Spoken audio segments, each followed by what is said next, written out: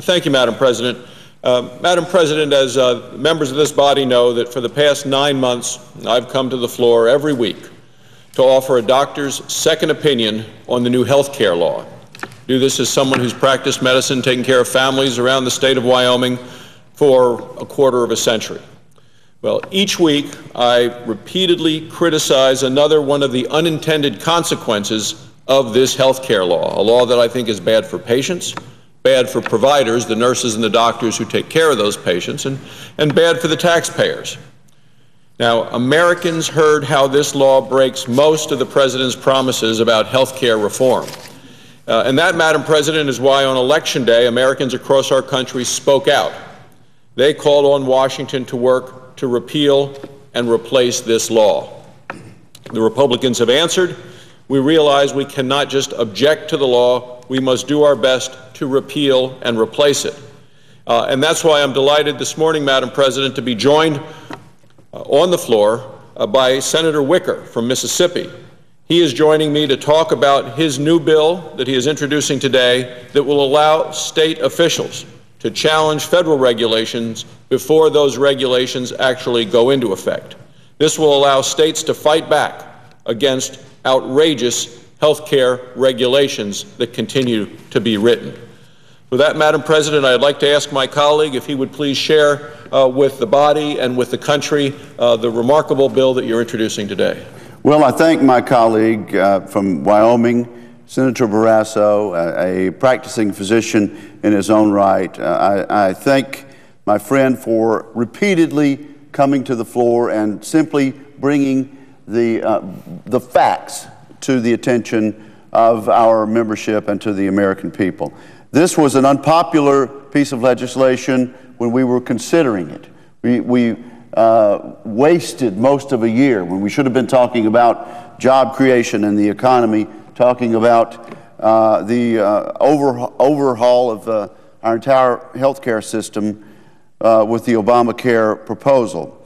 It was unpopular when it was enacted. It was unpopular when it was signed into law.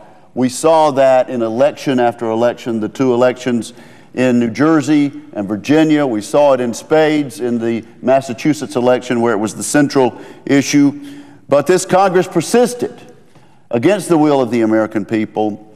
And because of the facts as presented by Dr. Barrasso and also the facts that are coming to light and that people are finding out in their own lives with their own insurance policies, this law is even more unpopular and more unsatisfactory than it was at the very beginning.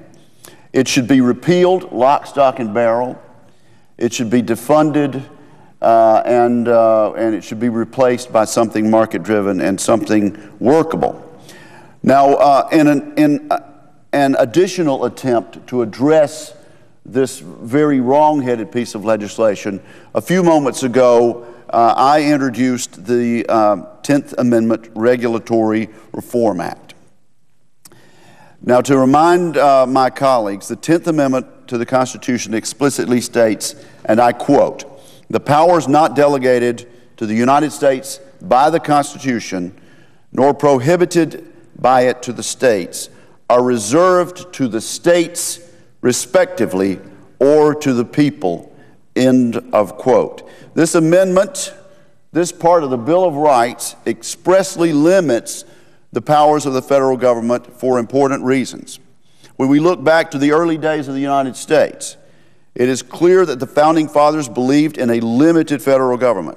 Having just defeated a monarchy with near absolute power, our founders sought a different way of governing, one based on controlled size and scope. Our Founding Fathers repeatedly stated their opposition to a federal government with expansive powers. In Federalist number 45, James Madison wrote, "The powers delegated by the proposed Constitution to the federal government are few and defined." When have we heard that lately? He goes on to say, "Those which are to remain in state governments are numerous and indefinite." This may come as a surprise to people who have viewed the Congress of the United States in the past few years. Madison wrote the phrase "few and defined." Despite this fact, Constitutional limits on the federal government are rarely enforced today, and I hope to change this through my legislation.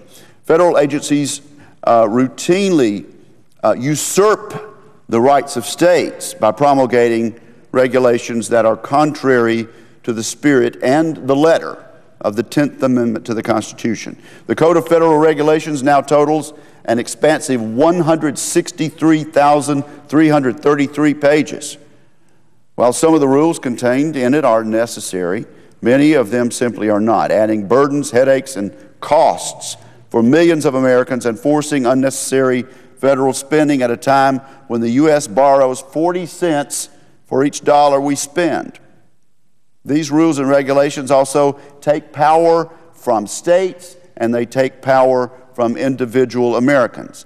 This bill would allow states to challenge unconstitutional mandates before these mandates take effect.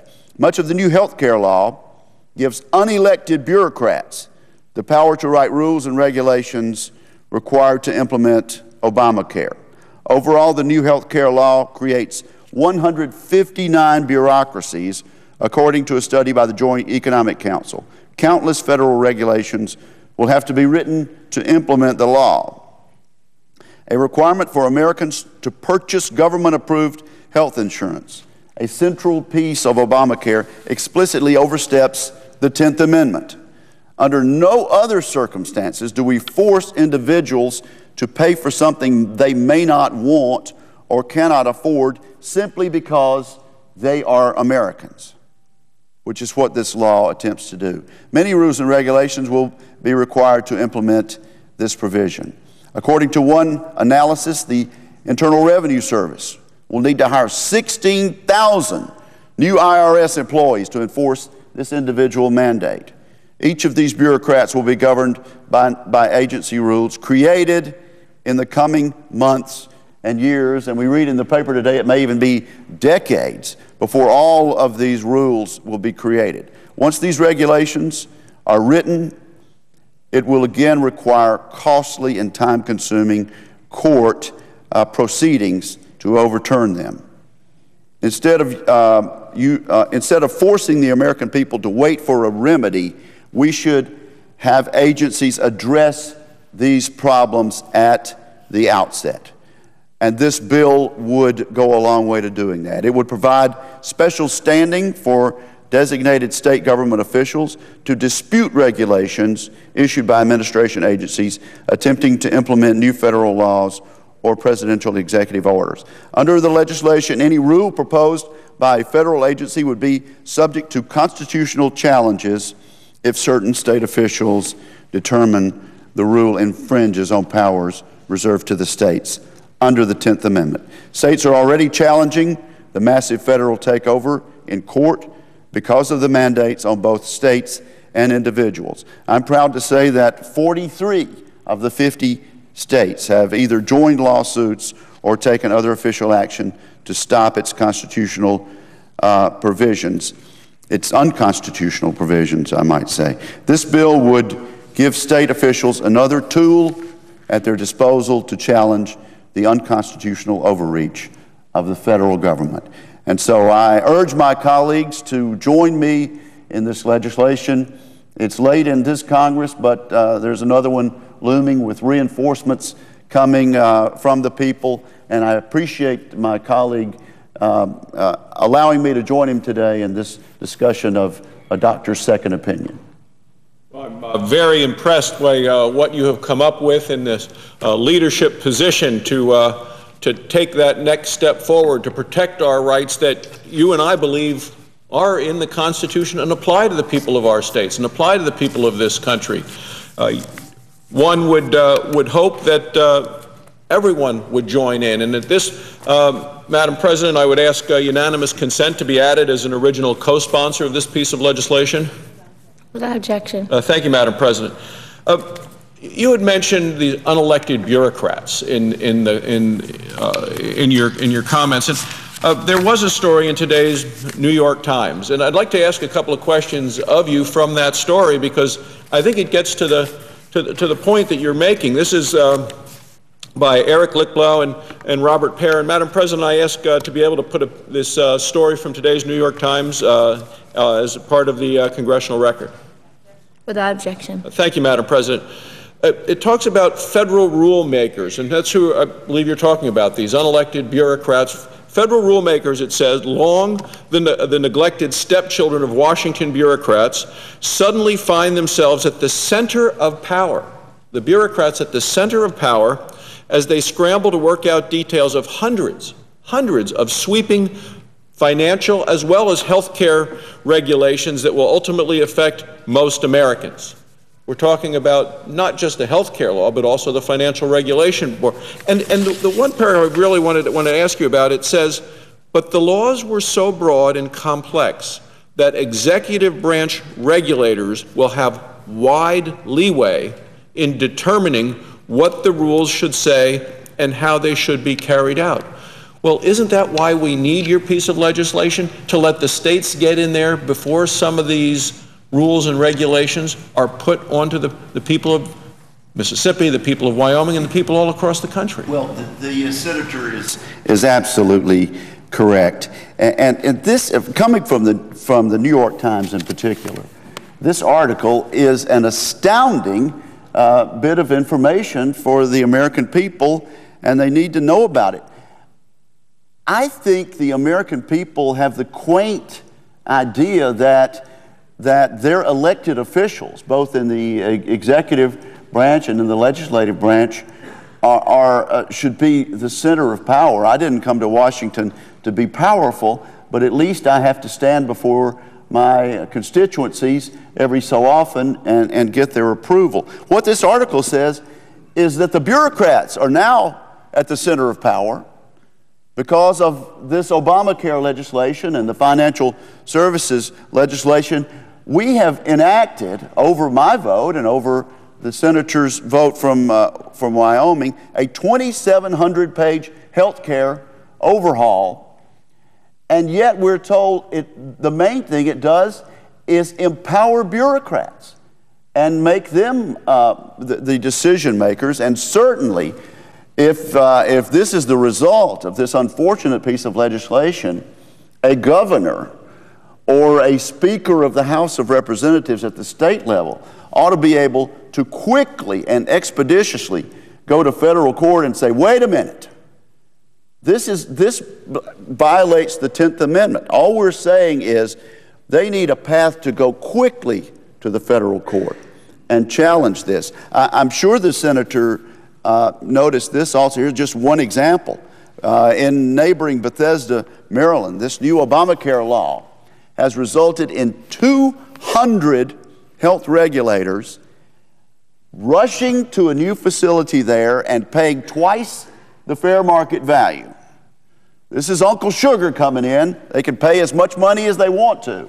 So they pay twice the fair market value in rent, and they've taken over 3 floors of a suburban office building to begin getting started on actually writing the rules that will apply this federal mandate to the people. It's amazing. And you know, actually, I'll say this to my friend, when we talk about defunding the federal government, I'd like for our appropriations committees, our investigation committees, both House and Senate, to look into how they get the right to pay twice the fair market value.